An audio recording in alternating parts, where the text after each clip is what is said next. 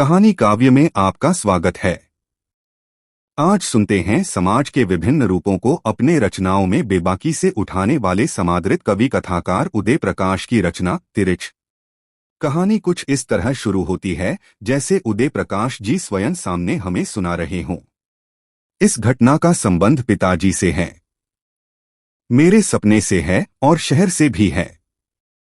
शहर के प्रति जो एक जन्मजात भय होता है उससे भी है। पिताजी तब 55 साल के हुए थे। दुबला शरीर, बाल बिल्कुल मक्के के भुए जैसे सफेद, सिर पर जैसे रुई रखी हो। वे सोचते ज्यादा थे, बोलते बहुत कम। जब बोलते तो हमें राहत मिलती, जैसे देर से रुकी हुई सांस निकल रही हो। साथ साथ हमें डर भी लगता। हम बच्चों के लिए वे एक बहुत बड़ा रहस्य थे।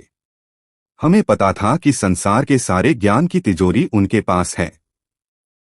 हम जानते थे कि संसार की सारी भाषाएं वे बोल सकते हैं। दुनिया उनको जानती है और हमारी तरह ही उनसे डरती हुई उनका सम्मान करती है। हमें उनकी संतान होने का गर्व था।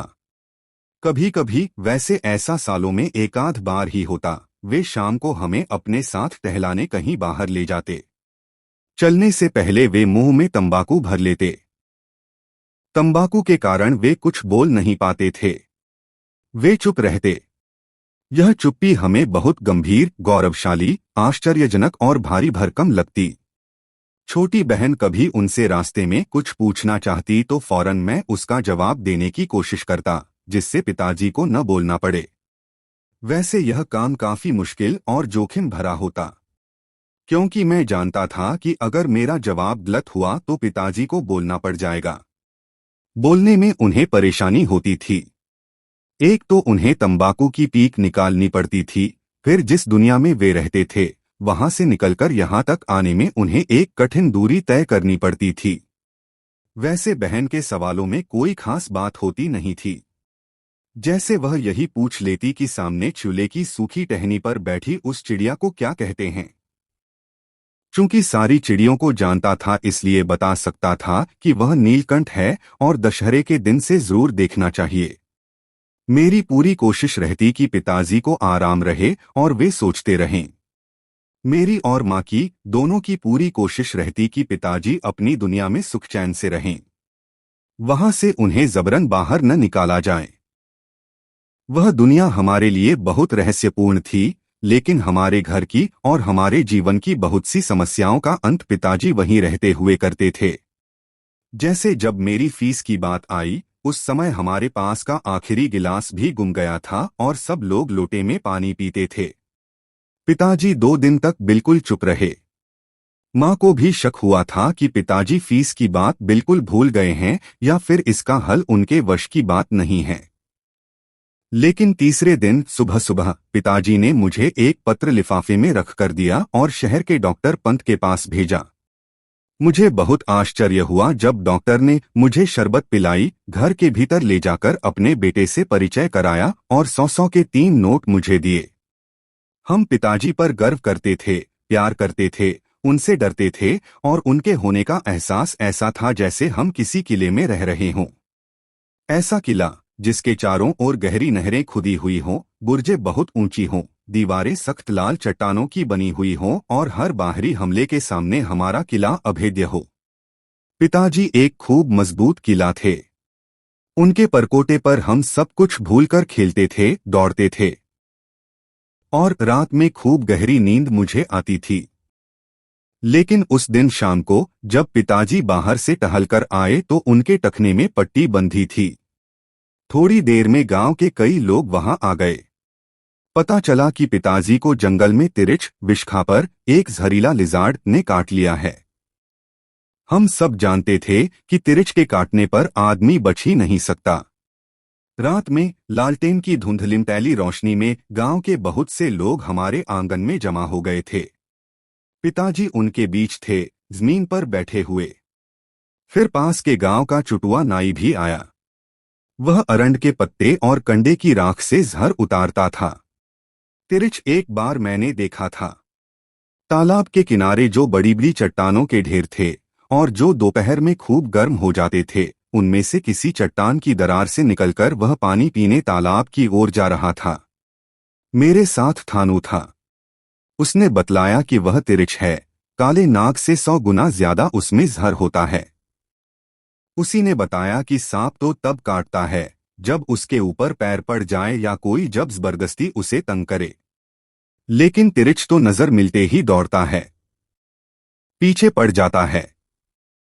उससे बचने के लिए कभी सीधे नहीं भागना चाहिए, टेढ़ा मेढ़ा चक्कर काटते हुए गोलमोल दौड़ना चाहिए। दरअसल जब आदमी भागता है तो जमीन पर वह सिर्फ अपने पैरों के निशान ही नहीं छोड़ता, बल्कि हर निशान के साथ वहां की धूल में अपनी गंध भी छोड़ जाता है। तिरिच इसी गंध के सहारे दौड़ता है। थानू ने बतलाया कि तिरिच को चकमा देने के लिए आदमी को यह करना चाहिए कि पहले तो वह बिल्कुल पास पास कदम रखकर जल्दी जल्दी कुछ दूर दौड़े, फिर 4-5 बार खूब लंबी लंबी छलांग दे। तिरिच सूंघता हुआ दौड़ता आएगा, जहां पास पास पैर के निशान होंगे वहां उसकी रफ्तार खूब तेज हो जाएगी और जहां से आदमी ने छलांग मारी होगी वहां आकर वह उलझन में पड़ जाएगा। वह इधर उधर तब तक भटकता रहेगा जब तक उसे अगले पैर का निशान और उसमें बसी गंध नहीं मिल जाती। हमें तिरिच के बारे में 2 बातें और पता थीं। एक तो यह कि जैसे ही वह आदमी को काटता है वैसे ही वह वहां से भागकर किसी जगह पेशाब करता है और उस पेशाब में लौट जाता है। अगर तिरिच ने ऐसा कर लिया तो आदमी बच नहीं सकता। अगर उसे बचना है तो तिरिच के पेशाब में लौटने के पहले ही खुद किसी नदी, कुएं या तालाब में डुबकी लगा लेनी चाहिए, या फिर तिरिच के ऐसा करने के पहले ही उसे मार देना चाहिए। दूसरी बात यह कि तिरिच काटने के लिए तभी दौड़ता है जब उससे नजर टकरा जाए। अगर तिरिच को देखो तो उससे कभी आंख मत मिलाओ। आंख मिलते ही वह आदमी की गंध पहचान लेता है और फिर पीछे लग जाता है। फिर तो आदमी चाहे पूरी पृथ्वी का चक्कर लगा ले, तिरिच पीछे पीछे आता है। मैं भी तमाम बच्चों की तरह उस समय तिरिच से बहुत डरता था। मेरे दुःस्वप्न के सबसे खतरनाक पात्र 2 ही थे, एक हाथी और दूसरा तिरिच। हाथी तो फिर भी दौड़ता दौड़ता थक जाता था और मैं पेड़ पर चढ़कर बच जाता था या फिर उड़ने लगता था, लेकिन तिरिच उसके सामने तो मैं किसी इंद्रजाल में बंध जाता था। मैं सपने में कहीं जा रहा होता तो अचानक ही किसी जगह वह मिल जाता, उसकी जगह तय नहीं होती थी। कोई जरूरी नहीं था कि वह चट्टानों की दरार में, पुरानी इमारतों के पिछवाड़े या किसी झाड़ी के पास दिखे, वह मुझे बाजार में, सिनेमा हॉल में, किसी दुकान या मेरे कमरे में ही दिख सकता था। मैं सपने में कोशिश करता कि उससे नजर न मिलने पाए, लेकिन वह इतनी परिचित आंखों से मुझे देखता कि मैं अपने आप को रोक नहीं पाता था और बस आंख मिलते ही उसकी नजर बदल जाती थी। वह दौड़ता था और मैं भागता था। मैं गोल गोल चक्कर लगाता, जल्दी जल्दी पास पास डग भरकर अचानक खूब लंबी लंबी छलांगे लगाने लगता, उड़ने की कोशिश करता, किसी ऊंची जगह पर चढ़ जाता, लेकिन मेरी 1000 कोशिशों के बावजूद वह चकमा नहीं खाता था। वह मुझे बहुत घाघ, समझदार, चतुर और खतरनाक लगता। मुझे लगता कि वह मुझे खूब अच्छी तरह से जानता है। उसकी आंखों में मेरे लिए परिचय की जो चमक थी, उससे मुझे लगता कि वह मेरा ऐसा शत्रु है जिसे मेरे दिमाग में आने वाले हर विचार के बारे में पता है। मेरा सबसे खौफनाक, यातनादायक, भयाक्रांत और बेचैनी से भरा यही सपना था। भागते भागते मेरा पूरा शरीर थक जाता, फेफड़े फूल जाते, मैं पसीने में लथपथ होकर बेदम होने लगता और एक बहुत ही डरावनी, सुन्न कर डालने वाली मृत्यु मेरे बिल्कुल करीब आने लगती। मैं जोरों से चीखता, रोने लगता, पिताजी को, थानू को या माँ को पुकारता और फिर मैं जान जाता कि यह सपना है।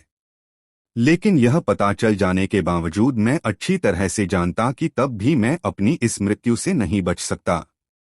मृत्यु नहीं, तिरिच द्वारा अपनी हत्या से, और ऐसे में मैं सपने में ही कोशिश करता कि किसी तरह मैं जाग जाऊं।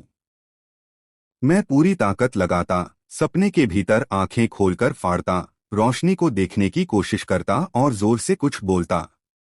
कई बार बिल्कुल ऐन मौके पर मैं जागने में सफल भी हो जाता। माँ बतलाती कि मुझे सपने में बोलने और चीखने की आदत है। कई बार उन्होंने मुझे नींद में रोते हुए भी देखा था।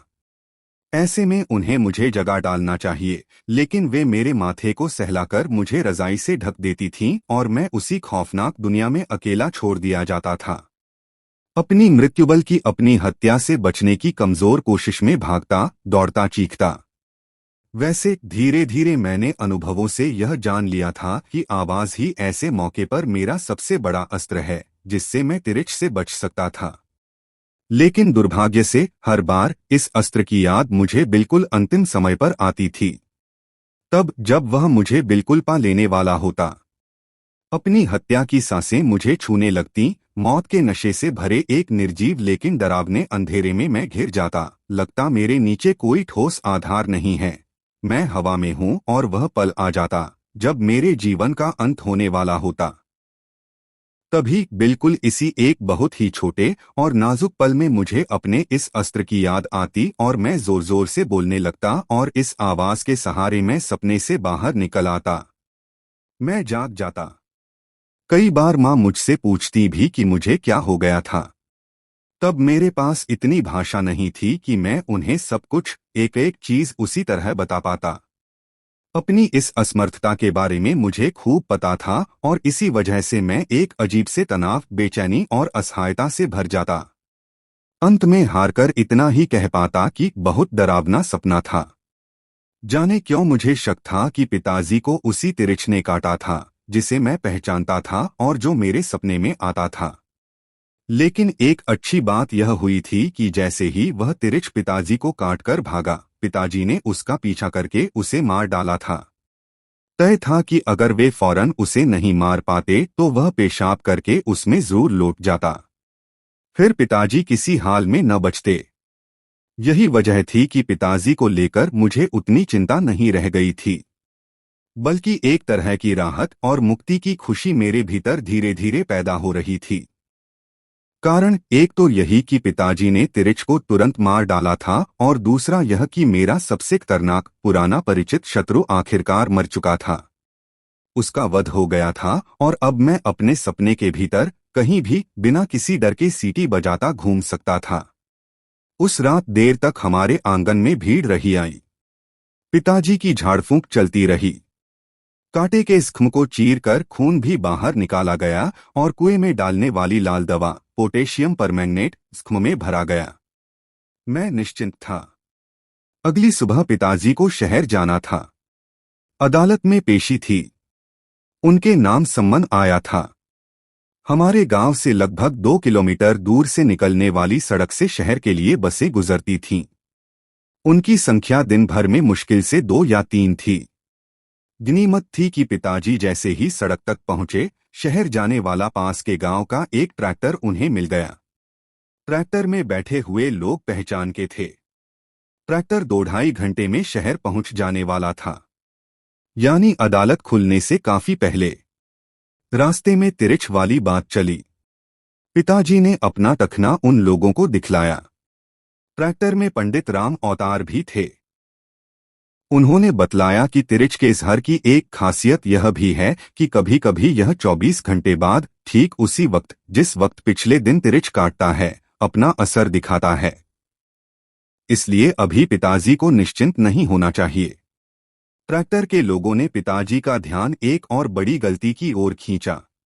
उनका कहना था कि यह तो पिताजी ने बहुत ठीक किया कि तिरछ को फौरन मार डाला, लेकिन इसके बाद भी तिरछ को यूं ही नहीं छोड़ देना चाहिए था।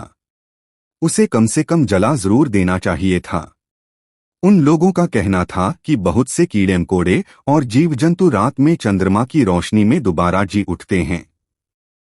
चांदनी में जो ओस और शीत होती है उसमें अमृत होता है, और कई बार ऐसा देखा गया है कि जिस सांप को मरा हुआ समझकर रात में यूं ही फेंक दिया जाता है, उसका शरीर चांद की शीत में भीग कर दोबारा जी उठता है और वह भाग जाता है। फिर वह हमेशा बदला लेने की ताक में रहता है। ट्रैक्टर के लोगों को शक था कि कहीं ऐसा न हो कि रात में जी उठने के बाद तिरछ पेशाब करके उसमें लौट जाए।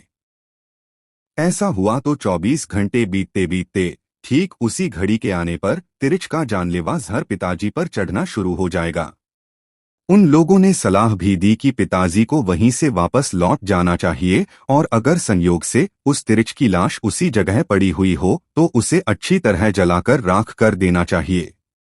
लेकिन पिताजी ने उन्हें बताया कि पेशी कितनी जरूरी थी। यह तीसरा सम्मन थी और अगर इस बार भी वे अदालत में हाजिर न हुए तो गैरजमानती वारंट निकलने का डर था। पेशी भी हमारे उसी मकान को लेकर थी जिसमें हमारा परिवार रह रहा था। वकील को पिछले 2 बार की पेशी में फीस भी नहीं दी जा सकी थी और कहीं अगर उसने लापरवाही दिखला दी और जज सनक गया तो वह हमारी कुड़की डिक्री भी करवा सकता था। विचित्र स्थिति थी कि अगर पिताजी उस तिरिच की लाश को जलाने के लिए ट्रैक्टर से उतरकर वहीं से गांव लौट आते तो गैरजमानती वारंट के तहत वे गिरफ्तार कर लिए जाते और हमारा घर हमसे छिन जाता। अदालत हमारे खिलाफ हो जाती। लेकिन पंडित राम अवतार एक वैद्य भी थे। ज्योतिष पंचांग के अलावा उन्हें जड़ी बूटियों की भी बड़ी गहरी जानकारी थी। उन्होंने सुझाया कि एक तरीका ऐसा है जिससे पिताजी पेशी में हाजिर भी हो सकते हैं और तिरिच के जहर से 24 घंटे के बाद बच भी सकते हैं। उन्होंने बताया कि चरक का निचोड़ इस सूत्र में है कि विष ही विष की औषधि होता है। अगर धतूरे के बीज कहीं मिल जाएं तो वह तिरिच के जहर की काट तैयार कर सकते हैं। अगले गांव सामतपुर में ट्रैक्टर रोक दिया गया और एक तेली के खेत में धतूरे के पौधे आखिरकार खोज निकाले गए। धतूरे के बीजों को पीसकर उसे तांबे के पुराने सिक्के के साथ उबालकर काढ़ा तैयार किया गया। काढ़ा बहुत कड़वा था इसलिए उसे चाय में मिलाया गया और पिताजी को वह चाय पिला दी गई। इसके बाद सभी निश्चिंत हो गए। एक बहुत बड़े खतरे से पिताजी को निकालने की कोशिश हो रही थी। वैसे मुझे तिरिच के बारे में तीसरी बात भी पता थी जो पिताजी के जाने के कई घंटे बाद अचानक याद आ गई थी। यह बात सांप की उस बात से मिलती जुलती थी जिसके फलस्वरूप आगे चलकर कैमरे का आविष्कार हुआ था। माना यह जाता था कि अगर कोई आदमी सांप को मार रहा हो तो अपने मरने से पहले वह सांप अंतिम बार अपने हत्यारे के चेहरे को पूरी तरह से बहुत गौर से देखता है। आदमी उसकी हत्या कर रहा होता है और सांप तकटकी बांधकर उस आदमी के चेहरे की एक एक बारीकी को अपनी आंख के भीतरी पर्दे में दर्ज कर रहा होता है। सांप की मृत्यु के बाद सांप की आंख के भीतरी पर्दे पर उस आदमी का चित्र स्पष्ट दर्ज हो जाता है। बाद में आदमी के जाने के बाद उस सांप का दूसरा जोड़ा जाकर उस मरे हुए सांप की आंख के भीतर झांकता है और इस तरह वह हत्यारा पहचान लिया जाता है। सारे सांप उसे पहचानने लगते हैं। फिर वह कहीं भी चला जाए उससे बदला लेने की फिराक में वे रहते हैं। हर सांप उसका शत्रु होता है। मुझे शक था कि मरे हुए तिरिच की आंख के भीतरी पर्दे पर पिताजी का चेहरा दर्ज होगा। कोई दूसरा तिरिच आकर उस लाश की आंख में से झांकेगा और पिताजी वहां पहचान लिए जाएंगे। मेरे भीतर इस बात को लेकर बेचैनी पैदा हुई कि पिताजी ने यह सतर्कता क्यों नहीं बरती। उन्हें तिरिच को मारने के साथ ही किसी पत्थर से उसकी दोनों आंखों को कुचलकर फोड़ देना चाहिए था। लेकिन अब क्या हो सकता था? पिताजी शहर जा चुके थे और मेरे सामने उलझन और चुनौती थी कि गांव के पास फैले इतने बड़े जंगल में जिस जगह तिरिच को मारकर उन्होंने छोड़ा था वह जगह मैं खोज निकालूं। मैं थानों के साथ बोतल में मिट्टी का तेल, दियासलाई और डंडा लेकर जंगल में तिरिच की खोज में भटकता रहा। मैं उसे अच्छी तरह से पहचानता था, बहुत अच्छी तरह। थानू निराश था। फिर मुझे अचानक ही लगने लगा कि इस जंगल को मैं अच्छी तरह से जानता हूं। एक एक पेड़ मेरा परिचित निकलने लगा। इसी जगह से कई बार सपने में मैं तिरिच से बचने के लिए भागा था। मैंने गौर से हर तरफ देखा, बिल्कुल यही वह जगह थी। मैंने थानों को बताया कि एक संकरासा नाला इस जगह से कितनी दूर दक्षिण की तरफ बहता है। नाले के ऊपर जहां बड़ी बड़ी चट्टानें हैं वहां कीकर का एक बहुत पुराना पेड़ है जिस पर बड़े बड़े शहद के छत्ते हैं।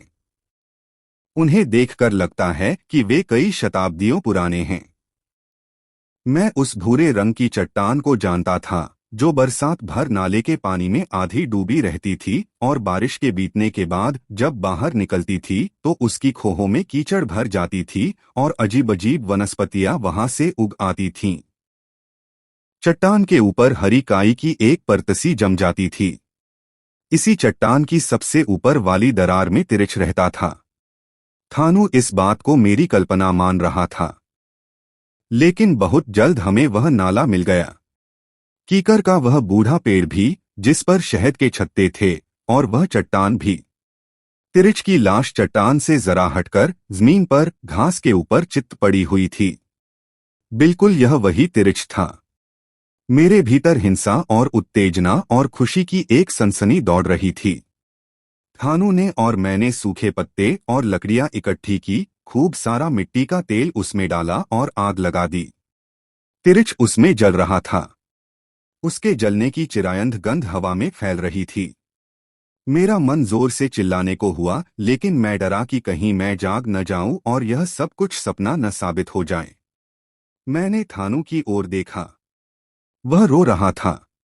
वह मेरा बहुत अच्छा दोस्त था। मेरे सपने में इसी जगह से निकलकर उस तिरिच ने कई बार मेरा पीछा करना शुरू किया था।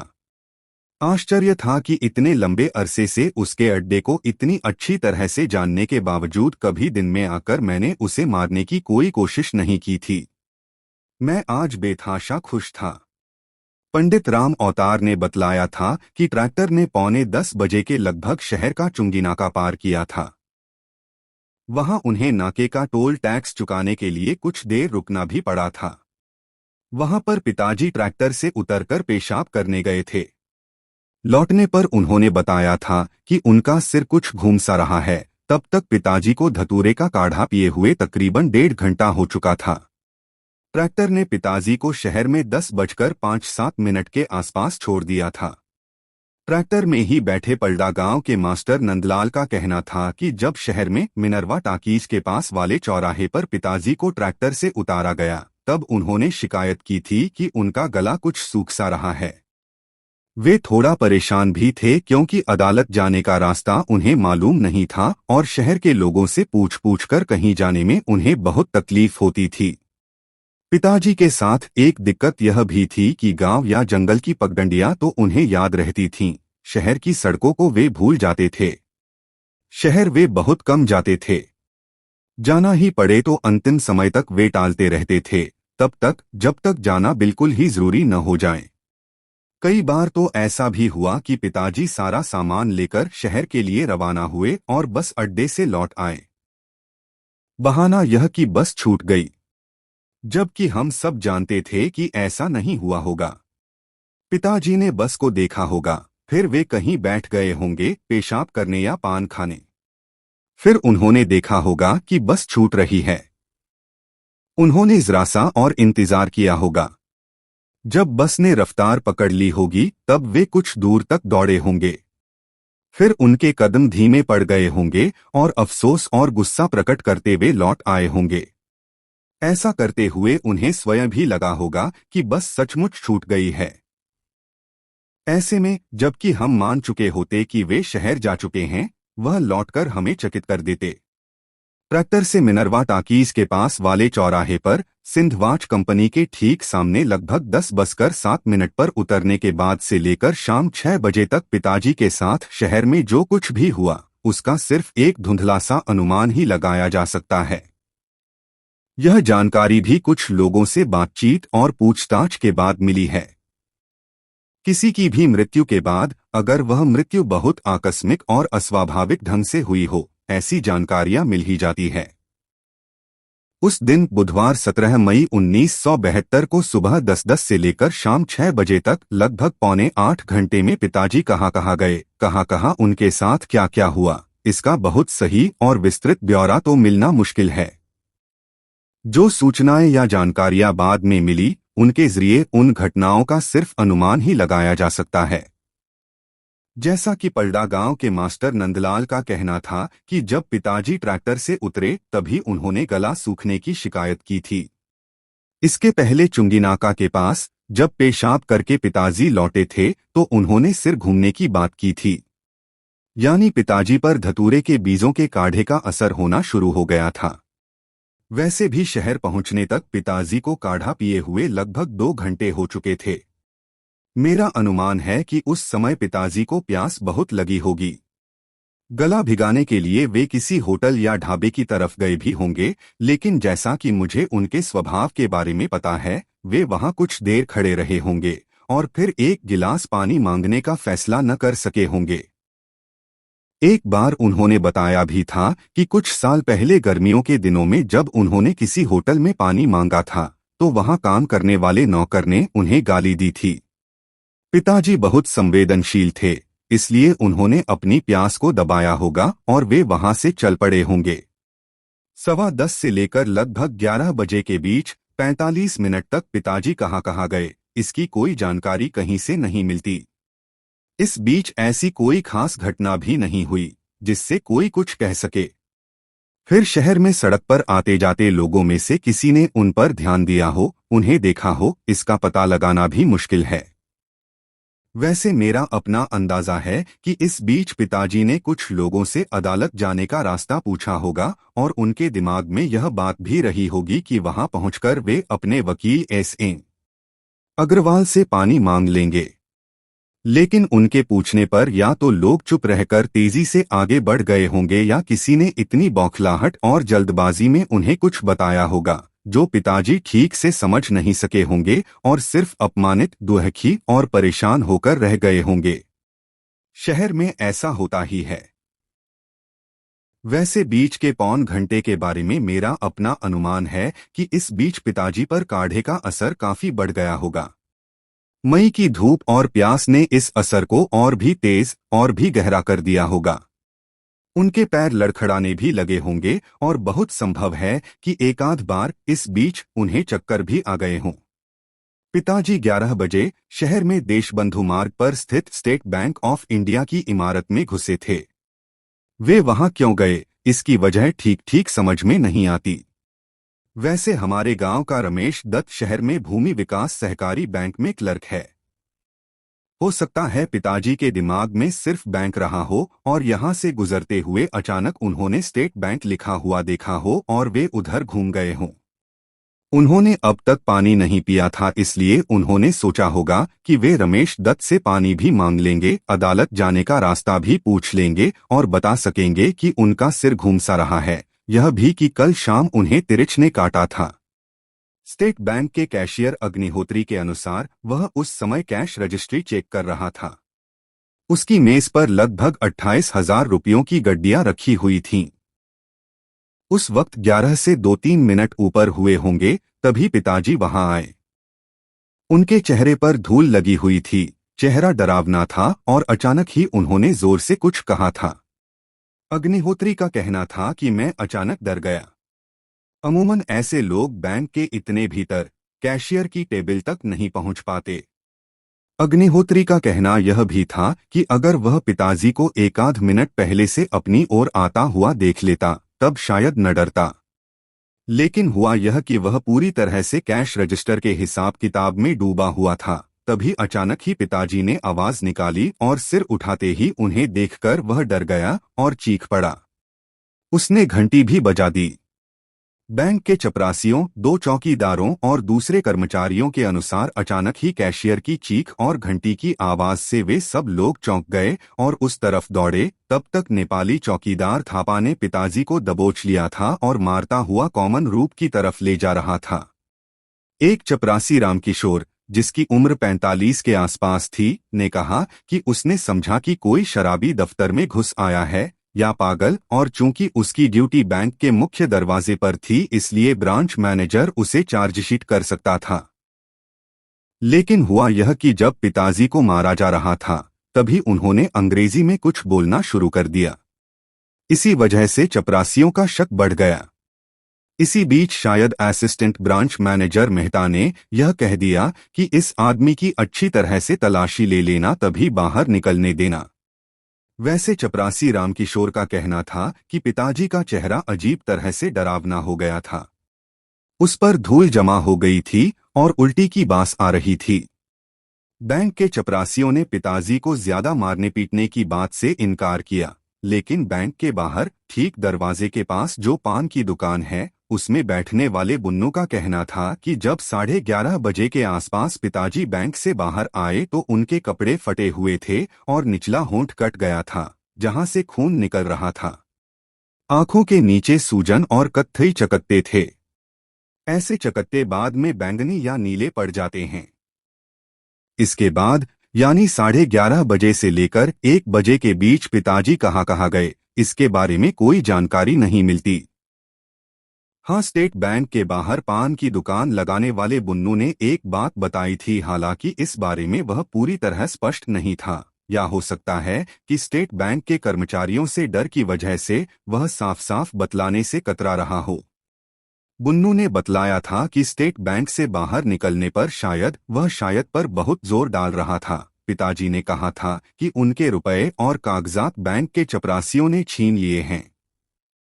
लेकिन बुन्नू का कहना था कि हो सकता है पिताजी ने कोई और बात कही हो, क्योंकि वे ठीक से बोल नहीं पा रहे थे। उनका निचला होंठ काफी कट गया था, मुंह से लार भी बह रही थी और उनका दिमाग सही नहीं था। मेरा अपना अंदाजा है कि इस समय तक पिताजी पर काढ़े का असर बहुत ज्यादा हो चुका था। हालांकि पंडित राम अवतार इस बात से इनकार करते हैं। उनका कहना था कि धतूरे के बीज तो होली के दिनों में भांग के साथ भी घोटे जाते हैं, लेकिन कभी ऐसा नहीं होता कि आदमी पूरी तरह से पागल हो जाए। पंडित राम अवतार का मानना है कि या तो तिरिच का जहर उस समय पिताजी के शरीर में चढ़ना शुरू हो गया था और उसका नशा उनके दिमाग तक पहुंचने लगा था, या फिर बहुत संभव है कि जब स्टेट बैंक में पिताजी को थापा चौकीदार और चपरासियों ने मारा पीटा था तब उनके सिर के पीछे की तरफ कोई चोट लग गई हो और उस धक्के से उनका दिमाग सनक गया हो। लेकिन मुझे लगता है कि उस समय तक पिताजी को थोड़ा बहुत होश था और वे पूरी कोशिश कर रहे थे कि किसी तरह वे शहर से बाहर निकल जाएं। शायद रुपए और अदालत के कागजात बैंक में छिन जाने की वजह से उन्होंने सोचा हो कि अब यहाँ रहने का कोई मतलब भी नहीं है। उन्होंने शायद एक आध बार सोचा भी होगा कि वापस स्टेट बैंक जाकर अपने कागजात तो कम से कम मांग लाएं। फिर ऐसा करने की उनकी हिम्मत नहीं पड़ी होगी। वे डर गए होंगे। उन्हें उनके जीवन में पहली बार इस तरह से मारा गया था, इसलिए वे ठीक से सोच पाने में सफल नहीं हो पा रहे होंगे। उनका शरीर बहुत दुबला था और बचपन से ही उन्हें एपेंडिसाइटिस की शिकायत थी। यह भी हो सकता है कि उस वक्त तक उन पर काढ़े का असर इतना ज्यादा हो गया हो कि वे एक चीज पर देर तक सोच ही नहीं पा रहे हों और दिमाग में हर पल पैदा होने वाला छोटे छोटे बुलबुलों जैसे विचारों या नए नए झटकों के वश में आकर इधर से उधर चल पड़ते रहे हों। लेकिन मैं यह जानता हूँ, मुझे अच्छी तरह से महसूस होता है कि उनके दिमाग में घर लौट आने और शहर से बाहर निकल जाने की बातें एक स्थायी बार बार कहीं अंधेरे से उभरने वाली भले ही बहुत क्षीण और बहुत धुंधली बात जरूर रही होगी। पिताजी लगभग 1:15 शहर के पुलिस थाना पहुंचे थे। थाना शहर के बाहरी छोर पर सर्किट हाउस के पास बने विजय स्तंभ के पास है। आश्चर्य यह है कि थाने से बमुश्किल 1 किलोमीटर दूर अदालत भी है। अगर पिताजी चाहते तो यहां से पैदल ही 10 मिनट में अदालत पहुंच सकते थे। समझ में यह नहीं आता कि पिताजी अगर यहां तक पहुंचे थे, क्या तब तक उनके दिमाग में अदालत जाने की बात रह भी गई थी? उनके कागजात तो रह नहीं गए थे। थाने के एसएचओ राघवेंद्र प्रताप सिंह ने कहा कि उस वक्त 1:15 हुए थे। वे घर से लाए गए टिफिन को खोलकर लंच लेने की तैयारी कर रहे थे। आज टिफिन में पराठों के साथ करेले रखे हुए थे। करेले वे खा नहीं पाते और इसी उलझन में थे कि अब क्या करें। तभी पिताजी वहां आए थे। उनके शरीर पर कमीज नहीं थी, पैंट फटी हुई थी। लगता था कि वे कहीं गिरे होंगे या किसी वाहन ने उन्हें टक्कर मारी होगी। थाने में उस वक्त एक ही सिपाही गजाधर प्रसाद शर्मा मौजूद था। सिपाही का कहना था कि उसने सोचा कि शायद कोई भिखमंगा थाने में घुस आया है। उसने आवाज भी दी, लेकिन पिताजी तब तक एसएचओ राघवेंद्र प्रताप सिंह की टेबल तक पहुंच चुके थे। एसएचओ ने कहा कि करेलों की वजह से वैसे भी उनका मूड ऑफ था। 13 साल के विवाहित जीवन के बावजूद पत्नी यह नहीं जान पाई थी कि उन्हें कौन सी चीजें बिल्कुल नापसंद हैं, इतनी नापसंद कि वे उन चीजों से घृणा करते हैं। उन्होंने जैसे ही निवाला मुंह में रखा, पिताजी बिल्कुल उनके करीब पहुंच गए। पिताजी के चेहरे और कंधों के नीचे उल्टी लगी हुई थी और उसकी बहुत तेज गंध उठ रही थी। एसएचओ ने पूछा कि क्या बात है, तो जवाब में पिताजी ने जो कुछ कहा उसे समझना बहुत मुश्किल था।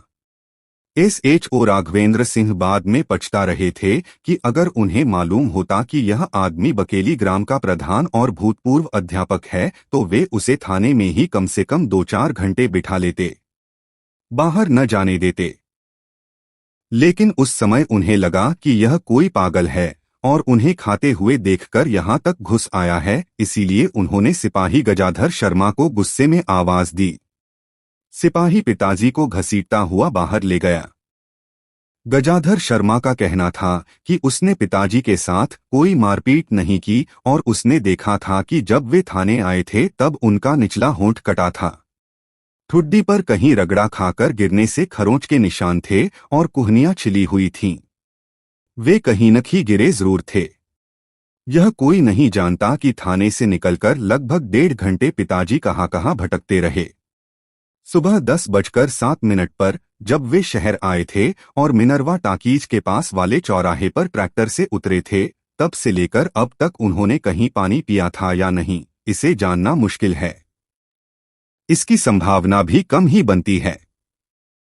हो सकता है तब तक उनका दिमाग इस काबिल न रह गया हो कि वे प्यास को भी याद रख सकें। लेकिन अगर वे पुलिस थाने तक पहुंचे तो उनके मस्तिष्क में नशे के बावजूद कहीं बहुत कमजोर सा अंधेरे में डूबा यह ख्याल रहा होगा कि वे किसी तरह अपने गांव जाने का रास्ता वहां पूछ लें या उस ट्रैक्टर का पता पूछे या फिर अपने रुपए और अदालती कागजात छिन जाने की रिपोर्ट वहां लिखा दें। यह सोचने के करीब पहुंचना ही बुरी तरह से बेचैन कर डालने वाला है कि उस समय पिताजी सिर्फ तिरिच के जहर और धतूरे के नशे के खिलाफ ही नहीं लड़ रहे थे, बल्कि हमारे मकान को बचाने की चिंता भी कहीं न कहीं उनके नशे की नींद में से बार बार सिर उठा रही थी। शायद उन्हें अब तक यह लगने लगा हो कि यह सब कुछ जो हो रहा है सिर्फ एक सपना है। पिताजी इससे जागने और बाहर निकलने की कोशिश भी करते रहे होंगे। 2:15 बजे के आसपास पिताजी को शहर के बिल्कुल उत्तरी छोर पर बसी सबसे संपन्न कॉलोनी इतवारी कॉलोनी में घिसटते हुए देखा गया था। यह कॉलोनी सर्राफा के जौहरियों, पीडब्ल्यूडी के बड़े ठेकेदारों और रिटायर्ड अफसरों की कॉलोनी थी। कुछ समृद्ध पत्रकार भी वहीं रहते थे। यह कॉलोनी हमेशा शांत और घटनाहीन रहती थी। जिन लोगों ने यहाँ पिताजी को देखा था उन्होंने बताया कि उस वक्त तक उनके शरीर में सिर्फ एक पट्टेदार जांघिया बचा था, जिसका नाड़ा शायद टूट गया था और वे उसे अपने बाएं हाथ से बार बार संभाल रहे थे। जिसने भी उन्हें वहां देखा उसने यही समझा कि कोई पागल है। कुछ ने कहा कि वे बीच बीच में खड़े होकर जोर जोर से गालियां बकने लगते थे।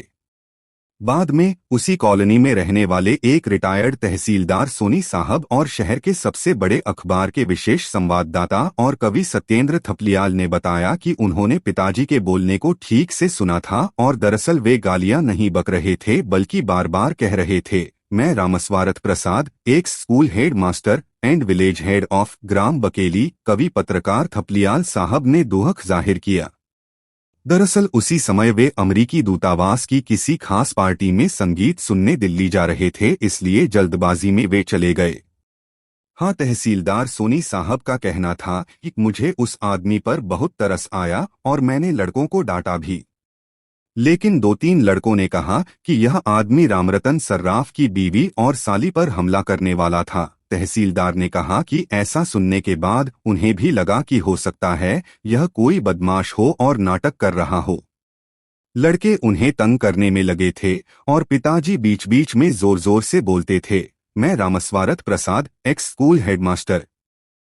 अगर हिसाब लगाया जाए तो मिनरवा टाकीज के पास वाला चौराहा जहां पिताजी ट्रैक्टर से सुबह 10:07 पर उतरे थे, वहां से लेकर देशबंधु मार्ग का स्टेट बैंक, फिर विजय स्तंभ के पास का थाना और शहर के बाहरी उत्तरी छोर पर बसी इतवारी कॉलोनी को मिलाकर वे अब तक लगभग 30-32 किलोमीटर की दूरी तक भटक चुके थे। ये जगहें ऐसी हैं जो एक ही दिशा में नहीं हैं। इसका मतलब यह हुआ कि पिताजी की दिमागी हालत यह थी कि उन्हें ठीक ठीक कुछ सूझ नहीं रहा था और वे अचानक ही किसी भी तरफ चल पड़ते थे। जहां तक सर्राफ की पत्नी और साली पर उनके हमला करने की बात है, जिसे थपलियाल साहब सच मानते हैं, मेरा अपना अनुमान है कि पिताजी उनके पास या तो पानी मांगने गए होंगे या बकेली जाने वाली सड़क के बारे में पूछने। उस एक पल के लिए पिताजी को होश जरूर रहा होगा, लेकिन इस हुलिये के आदमी को अपने इतना करीब देखकर वे औरतें डरकर चीखने लगी होंगी। वैसे पिताजी की दाहिनी आंख के ऊपर भौं पर जो चोट लगी थी और जिसका खून रिसकर उनकी आंख पर आने लगा था, वह चोट उनको इतवारी कॉलोनी में ही लगी थी, क्योंकि बाद में लोगों ने बताया कि लड़के उन्हें बीच बीच में ढेले मार रहे थे। वह जगह इतवारी कॉलोनी से बहुत दूर नहीं है, जिस जगह पिताजी को सबसे ज्यादा चोटें लगीं। नेशनल रेस्टोरेंट नाम के एक सस्ते से ढाबे के सामने की खाली जगह पर पिताजी घिर गए थे। इतवारी कॉलोनी से लड़कों का जो झुंड उनके पीछे पड़ गया था, उसमें कुछ बड़ी उम्र के लड़के भी शामिल हो गए थे।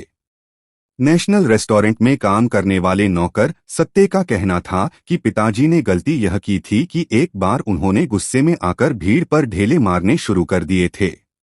शायद उन्हीं का एक बड़ा सा ढेला 7-8 साल के लड़के विकी अग्रवाल को लग गया था, जिसे बाद में कई टाँके लगे थे। सत्ते का कहना था कि इसके बाद झुंड ज्यादा खतरनाक हो गया था। वे हल्ला मचा रहे थे और चारों तरफ से पिताजी पर पत्थर मार रहे थे। ढाबे के मालिक सरदार सतनाम सिंह ने बताया कि उस वक्त पिताजी के जिस्म पर सिर्फ पट्टे वाली एक चड्डी थी, दुबले शरीर की हड्डियां और छाती के सफेद बाल दिख रहे थे। पेट पिचका हुआ था। वे धूल और मिट्टी में लिथड़े हुए थे, सिर के सफेद बाल बिखर गए थे, दाहिनी आंख के ऊपर से और निचले होंठ से खून बह रहा था। सतनाम सिंह ने दुख और पछतावे के साथ कहा, मेरे को क्या मालूम था कि यह आदमी सीधा सादा, इज्जतदार, साखर सुख का इंसान है और नसीब के फेर में इसकी ये हालत हो गई है। वैसे ढाबे में कपप्लेट धोने वाले नौकर हरी का कहना था कि बीच बीच में पिताजी भीड़ को अंडबंड गालियां दे देकर ढेले मारने लगते थे। आओ ससुरो आओ, एक एक को मार डालूंगा भोसड़ी वालों, तुम्हारी माँ की। लेकिन मुझे संदेह है कि पिताजी ने ऐसी कोई गाली दी होगी। हमने कभी भी उन्हें गाली देते नहीं सुना था। मैं पूरे विश्वास के साथ कह सकता हूँ, क्योंकि पिताजी को मैं बहुत अच्छी तरह से जानता हूँ कि इस समय तक उन्हें कई बार लगा होगा कि उनके साथ जो कुछ हो रहा है वह वास्तविकता नहीं है, एक सपना है। पिताजी को ये सारी घटनाएं उलझलूल, ऊटपटांग और बेमतलब लगी होंगी। वे इस सब पर अविश्वास करने लगे होंगे। उन्होंने सोचा होगा कि यह सब क्या बकवास है। वे तो गांव से शहर आए ही नहीं हैं, उन्हें किसी तिरिच ने नहीं काटा है। बल्कि तिरिच तो होता ही नहीं है, एक मनगढ़ंत और अंधविश्वास है। और धतूरे का काढ़ा पीने की बात तो हास्यास्पद है, वह भी एक तेली के खेत में उसका पौधा खोजकर। उन्होंने सोचा होगा और पाया होगा कि भला उन पर कोई मुकदमा क्यों चलेगा, उन्हें अदालत जाने की क्या जरूरत है। मैं जानता हूं कि सुरंग जैसा लंबा, सम्मोहक लेकिन डरावना सपना जैसा मुझे आता था, पिताजी को भी आता रहा होगा। मेरी और उनकी बहुत सी बातें बिल्कुल मिलती जुलती थीं। मुझे लगता है कि इस समय तक पिताजी पूरी तरह से मान चुके होंगे कि यह जो कुछ हो रहा है सब झूठ और अवास्तविक है। इसीलिए वे बार बार उस सपने से जागने की कोशिश भी करते रहे होंगे। अगर वे बीच बीच में जोर जोर से कुछ बोलने लगते थे या शायद गालियां बकने लगते थे, तो इसी कठिन कोशिश में कि वे उस आवाज के सहारे उस दुःस्वप्न से बाहर निकल आए। नेशनल रेस्टोरेंट के नौकरों और मालिक सरदार सतनाम सिंह ने जैसा बताया था, उसके अनुसार उस जगह पर पिताजी को बहुत चोटें आई थीं। उनकी कनपटी, माथे, पीठ और शरीर के दूसरे हिस्सों पर कई ईंटें और ढेले आकर लग गए थे। सड़क का ठेका लेने वाले ठेकेदार अरोड़ा के 20-22 साल के लड़के संजू ने उन्हें 2-3 बार लोहे की रॉड से भी मारा था। सत्ते का तो कहना था कि इतनी चोटों से कोई भी आदमी मर सकता था। मुझे यह सोचकर एक अजीब सी राहत मिलती है और मेरी फंसती हुई सांसें फिर से ठीक हो जाती हैं कि उस समय पिताजी को कोई दर्द महसूस नहीं होता रहा होगा, क्योंकि वे अच्छी तरह से, पूरी तार्किकता और गहराई के साथ विश्वास करने लग गए होंगे कि यह सब सपना है और जैसे ही वे जागेंगे सब ठीक हो जाएगा। आंख खुलते ही आंगन बुहारती माँ नजर आ जाएगी, या नीचे फर्श पर सोते हुए मैं और छोटी बहन दिख जाएंगे, या गौरियों का झुंड। हो सकता है कि उन्हें बीच बीच में अपने इस अजीबोगरीब सपने पर हंसी भी आई हो। अगर पिताजी ने गुस्से में लड़कों की तरफ खुद भी ढेले मारने शुरू कर दिए तो इसके पीछे पहली वजह तो यही थी कि उन्हें यह बहुत अच्छी तरह से पता था कि ये ढेले सपने के भीतर जा रहे हैं और इससे किसी को कोई चोट नहीं आएगी। यह भी हो सकता है कि पूरी ताकत से ढेला मारकर वे उत्सुकता और बेचैनी से यह इंतजार करते रहे हों कि जैसे ही वह जाकर किसी लड़के के सिर से टकराएगा, उसका माथा नष्ट होगा और एक ही झटके में इस दुःस्वप्न के टुकड़े टुकड़े बिखर जाएंगे और चारों ओर से वास्तविक संसार की बेतहाशा रोशनी अंदर आने लगेगी। उनका जोर जोर से चीखना भी दरअसल गुस्से के कारण नहीं था। वे असल में मुझे, छोटी बहन को, माँ को या किसी को भी पुकार रहे थे कि अगर वे अपने आप इस सपने से जाग पाने में सफल न भी हो पाए तब भी कोई भी आकर उन्हें जगा दे। एक सबसे बड़ी विडंबना भी इसी बीच हुई। हमारे गांव की ग्राम पंचायत के सरपंच और पिताजी के बचपन के पुराने दोस्त पंडित कंधईराम तिवारी लगभग 3:30 बजे नेशनल रेस्टोरेंट के सामने सड़क से गुजरे थे। वे रिक्शे पर थे। उन्हें अगले चौराहे से बस लेकर गांव लौटना था। उन्होंने उस ढाबे के सामने इकट्ठी भीड़ को भी देखा और उन्हें यह पता भी चल गया कि वहां पर किसी आदमी को मारा जा रहा है। उनकी यह इच्छा भी हुई कि वहां जाकर देखें कि आखिर मामला क्या है। उन्होंने रिक्शा रुकवा भी लिया, लेकिन उनके पूछने पर किसी ने कहा कि कोई पाकिस्तानी जासूस पकड़ा गया है जो पानी की टंकी में जहर डालने जा रहा था, उसे ही लोग मार रहे हैं।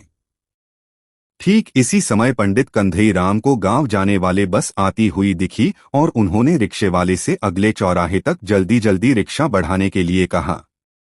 गांव जाने वाली यह आखिरी बस थी। अगर उस बस के आने में 3-4 मिनट की भी देरी हो जाती तो वे निश्चित ही वहां जाकर पिताजी को देखते और उन्हें पहचान लेते। राज्य परिवहन की वह बस हमेशा आधा पौन घंटा लेट रहा करती थी, लेकिन उस दिन संयोग से वह बिल्कुल सही समय पर आ रही थी। सतनाम सिंह का कहना था कि वह भीड़ नेशनल रेस्टोरेंट के सामने से तब हटी और लोग तितर बितर हुए जब बड़ी देर तक पिताजी जमीन से उठे ही नहीं। ईंट का एक बड़ा सा ढेला उनकी कनपटी पर आकर लगा था। उनके मुंह से खून आना शुरू हो गया था। सिर में भी चोटें थीं। सतनाम ने बताया कि जब पिताजी बहुत देर तक नहीं हिले डुले तो लड़कों के झुंड में से किसी ने कहा कि लगता है यह मर गया। जब भीड़ छंटने के 10-15 मिनट बाद भी पिताजी नहीं हिले डुले तो सतनाम सिंह ने सत्ते से कहा था कि वह उनके मुंह में पानी के छींटे मार कर देखे कि वे सिर्फ बेहोश हैं तो हो सकता है कि उठ जाएं। लेकिन सत्ते पुलिस की वजह से डर रहा था।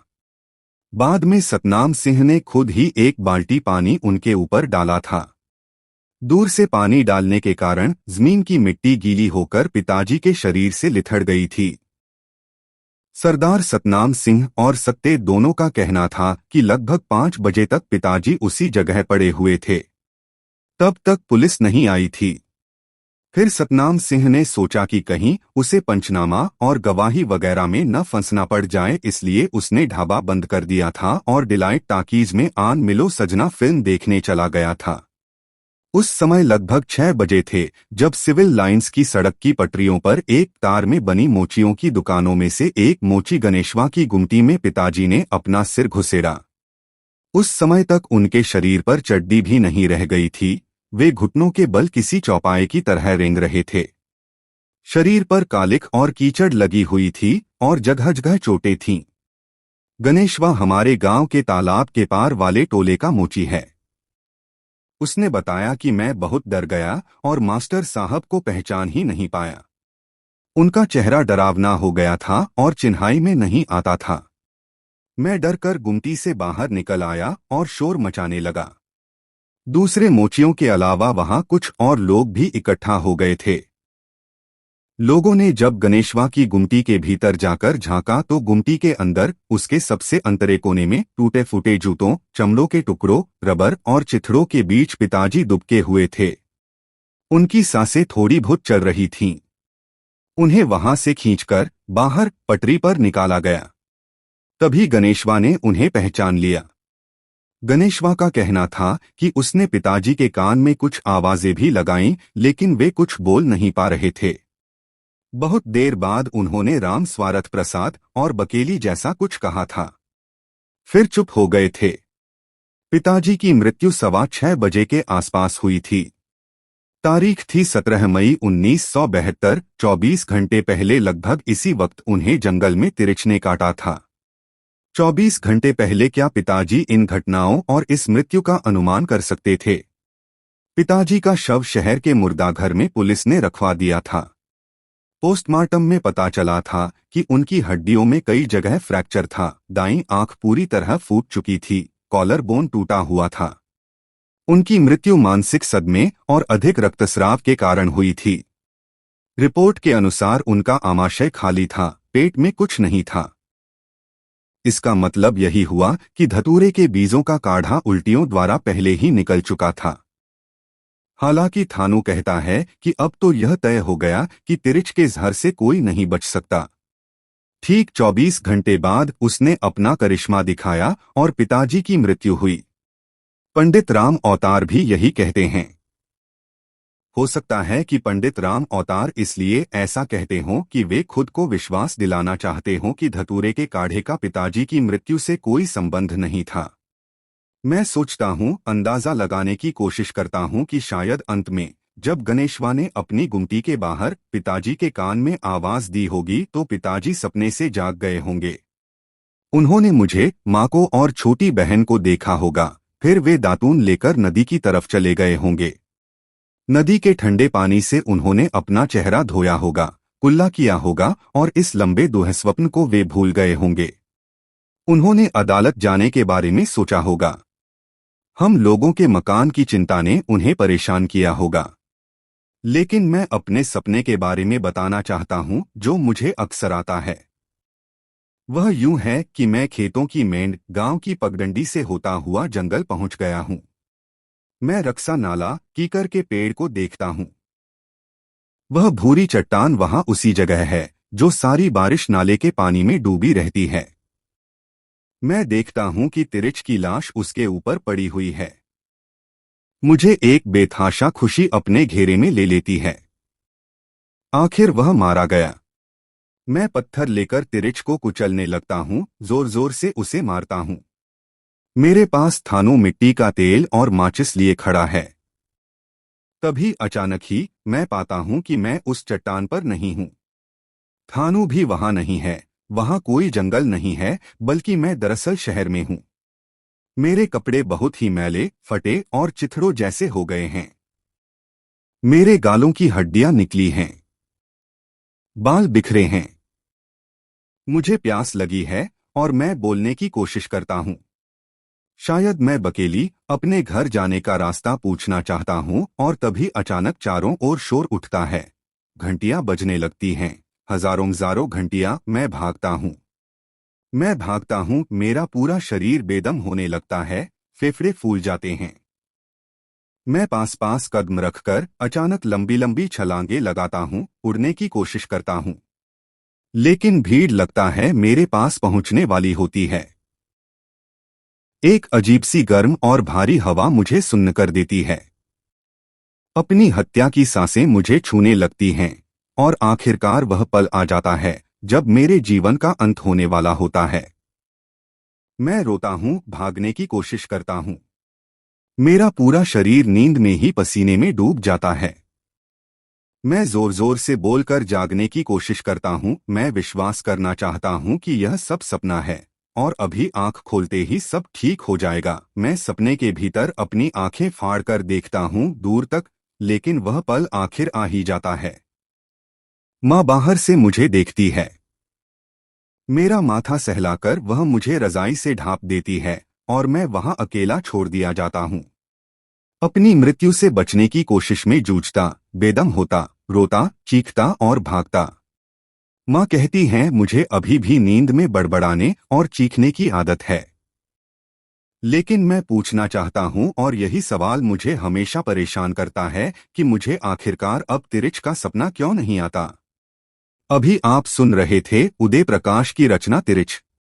ऐसे ही कहानियों के लिए कहानी काव्य से जुड़े रहे। धन्यवाद।